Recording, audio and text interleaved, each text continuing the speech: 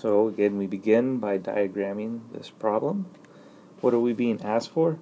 We need to know how many unpaired electrons there are, and what we're given about this is that we're working with iron 3 in the ground state. And that's nice because we have a series of rules that make it pretty easy for us to handle what the electron configuration is going to be for iron. So if it were me doing this problem, all I would do is just write out the electron configuration for iron and then think about where the unpaired electrons might be. So let's do that. Fe.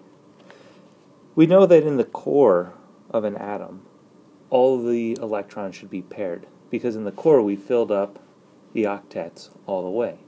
And so we don't have to worry about any of the core electrons for the ground state, because by definition they're all going to be paired. And we're being asked for unpaired electrons. So let's just put down the core, which is argon.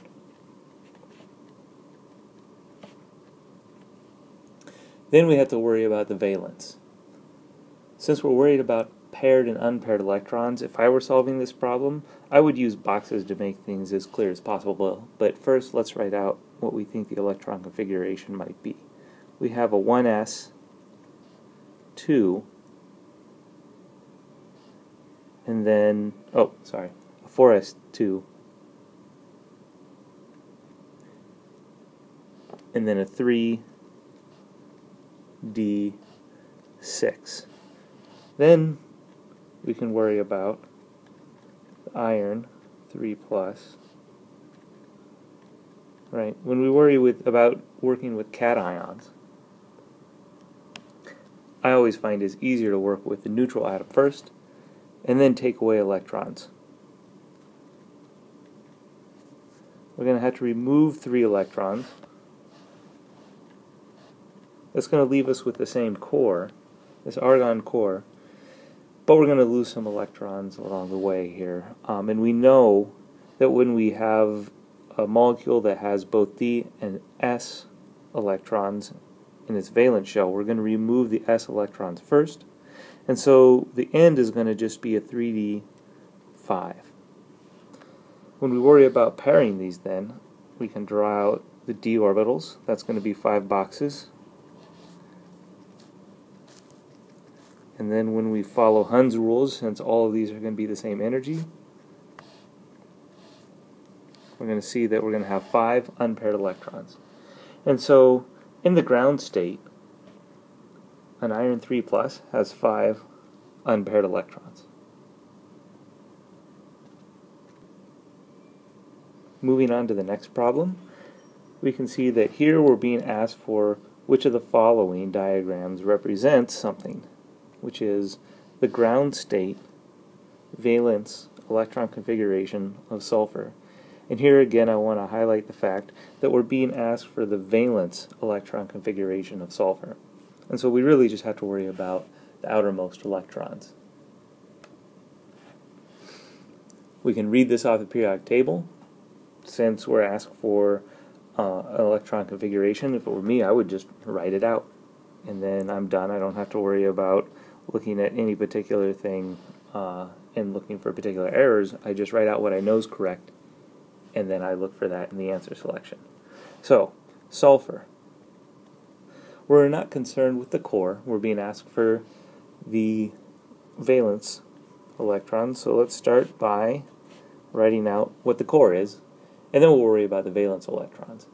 Once we get to neon, the next one is going to be a 3s, that's full, so there's 2 electrons there, and then directly across into the 3p's. So we're going to have 3p, and then we can see that there should be 1, 2, 3, 4 electrons there.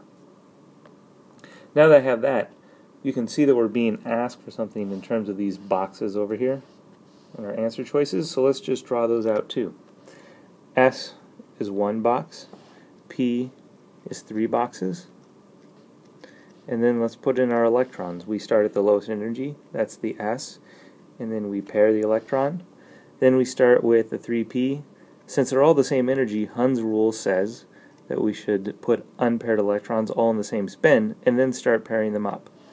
And so our ground state valence electron configuration should be 2 paired electrons in the 3s, and then 2 paired electrons in the 3p, and 2 unpaired electrons in the 3p. We can see that there's 2 choices that sort of correspond to that, C and E. But the problem with C is that we have this situation here where we have 2 spin-up electrons. That's not allowed by the Pauli exclusion principle, and so E is a correct answer. Oh, I'm sorry, that's a mistake. Let me back up. That was tricky. Okay. We can see we have the same problem for E, and then the actual answer, it looks like, is D. There we go. There are 2 paired electrons, or 2 paired electrons in the P, and our 2 unpaired electrons. So D is the correct answer in this case. Next, we're being asked which of the following are going to be isoelectronic with magnesium. And then we're given some answer choices here. Alright? If it were me, what I would do is I would just write out the electron configuration for each of these and for magnesium, and then check to see which one's isoelectronic. Again, I think this is the easiest thing for me to do. It avoids problems with sort of looking and trying to count up the electrons and guessing. So let's just go ahead and do that. It doesn't take very long to write these out. So fluorine, let's just write out the core. Okay, so it's got a helium core, and then fluorine's going to have a 2s2 2p5. We get that off of the periodic table. That's fine. We have neon 3-, so that's going to be neon with 3 extra electrons. That gives us a total of 10 electrons to take care of. We have a helium core. That's 2 electrons, and then we need to have 8 more, so that's just going to fill up this shell, the valence shell. It's going to be 2s2 2p6. Alright, chlorine is our next option. Chlorine is element number 17, which means that normally it has 17 electrons. But now we have 1 extra one, so it's 18 electrons. Our core in this case is neon. That takes care of 10, which means we need 8 more. That's just going to fill up the valence shell again. We're going to then have a 3s2 3p6. And then finally we have sodium. Sodium normally would have 11 electrons because it's the 11th element. It's missing 1 though, so it's only going to have 10 electrons. And so if it only has 10 electrons, it's going to have the electron configuration of neon. There's a couple ways you could represent this. It could either be just written like this as the neon, or we can go ahead and write out the helium core and then say 2s2 2p6. Alright. Great. And then we're being asked, now that we have all of these, to compare them to the magnesium 2+. So magnesium 2+. You can see magnesium 2+ is electron 12. It's missing 2 electrons, and so it's only going to have 10 as well. We can write this out as either the neon core, or again we have the option as we had with neon, since these are isoelectronic, which sort of gives away part of the answer, that we could write out the helium core and then 2s 2p6. Alright, so in this case then we just have to decide what looks the same as magnesium. Well, clearly sodium, and then it looks like chlorine does not.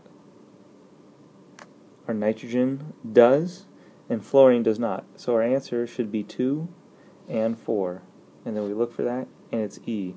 Now, of course, there was an easier way to solve this problem if you wanted to do it quickly, which is to look and see that magnesium 2+ is going to have the exact same electron configuration as neon, and then just go down the list and ask yourself which of the answer choices that we're provided with also have the electron configuration of neon, and that would lead you to the answer 2 and 4 as well.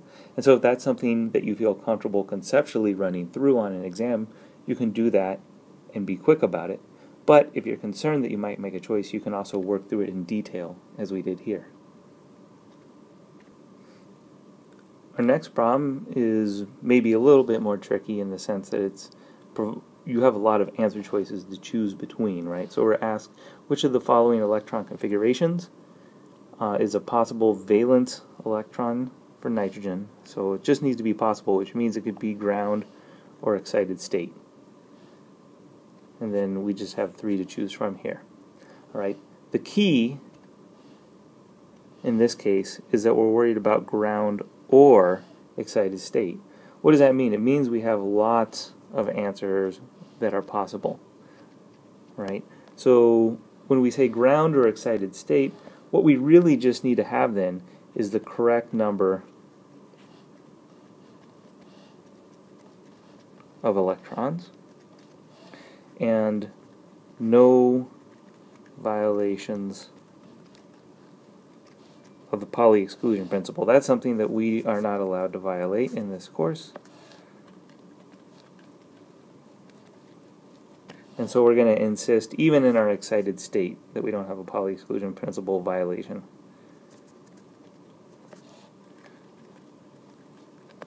Alright, so what would I do then? Well, I would just think about what the ground state for nitrogen is. Let's start there. That's something that's easy for us to work with. So if we wanted to think about nitrogen and its ground state electronic configuration, it's element number 7. We're not saying that it's charged, and so there's going to be 7 electrons. We're only worried about the valence electrons, so let's put the core down. That's helium. And then normally we would have the 1s, 2, 2p3. So if we think about, in terms of these boxes, what the ground state electron configuration would be, then we know that we fill the lowest energy s first, and then we follow Hund's rules to get 3 unpaired electrons. So this configuration is our ground state, which the problem says could be an answer choice. So let's have a look real quick and see if we have this ground state configuration anywhere. And I can see that 2 does. Alright, that's nice. The other thing to think about here is this ground state configuration has 1, 2, 3, 4, 5 valence electrons. And so also any configuration of 5 valence electrons should also be okay. If we look at answer choice 3, we also see we have 1, 2, 3, 4, 5 valence electrons. They don't violate the Pauli exclusion principle. It is an excited state because Hund's principle is violated. Hund's principle, you can see, is being violated because we're pairing up electrons in the p before we've evenly distributed them. But our problem did specify that excited states are okay, and so I'm going to take number 3. Number 1, this is an interesting sort of answer choice. There's only 4 electrons here, and so it can't be right, because no matter what, we would expect to see at least 5 electrons in the valence state, and so this cannot be correct, and that leads us with our answer being choices 2 and 3, answer choice D. Our final problem is sort of a hybrid of thinking about electronic configurations and what we know about orbitals. So we're being asked how many electrons have the quantum number ml equals 1. And then the information we're provided with is that it's the ground state of xenon. Okay, so let's have a look at this. If we check out what xenon looks like, then we see it's element 54. One thing we cannot do here is we cannot think about the valence state. We are interested in this case in how many have ml equals 1. ml equals 1, let's think about that for just 1 second. We know that the values of ml are going to be equal to minus L through 0 through L. And so if ml is going to be 1, then we must have L is at least 1. We can say it's greater or equal to 1. We also know this, that L is equal to 0 dot dot dot n minus 1. And so we also have if L is going to be greater than or equal to 1, then n has to be greater than or equal to 2. Alright, so here's some information that we can understand about our quantum numbers. The thing that's interesting here is this L has to be greater than or equal to 1. When we think about orbitals, L greater than or equal to 1, the common values that we have are L equals 1 or L equals 2. We call this L equals 1 a p orbital, L equals 2 a d orbital. And so really, since we're worried about ML greater than or equal to 1 for our ML equal to 1, we're only going to be worried about the p and the d orbitals. Okay, so we have two options at this point. We sort of know what we're looking for. We can either write out the entire electron configuration for all 54 electrons, which would take a long time, and we could do that, or we can spend a little bit of time thinking about what information we have about xenon. And that'll save us some time. So let's do that instead. Xenon. What do we know about this? Xenon is a noble gas.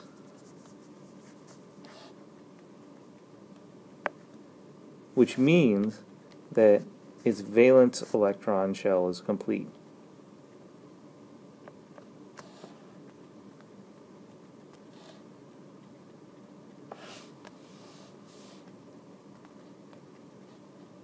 This also means that as far as we're concerned, all the valence orbitals are going to be filled, and all the core orbitals are going to be filled. So all valence and core orbitals are filled.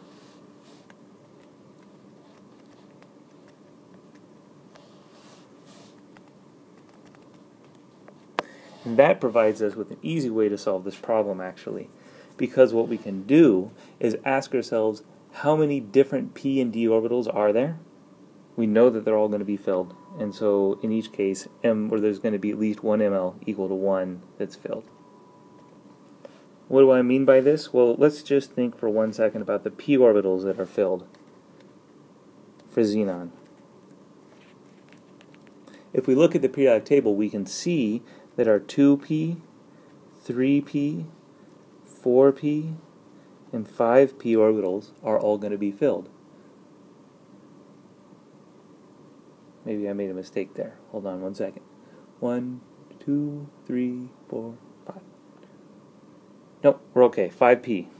So, then we can think about the d orbitals for xenon. Our 3d, 4d are both going to be filled as well. All of these are completely filled.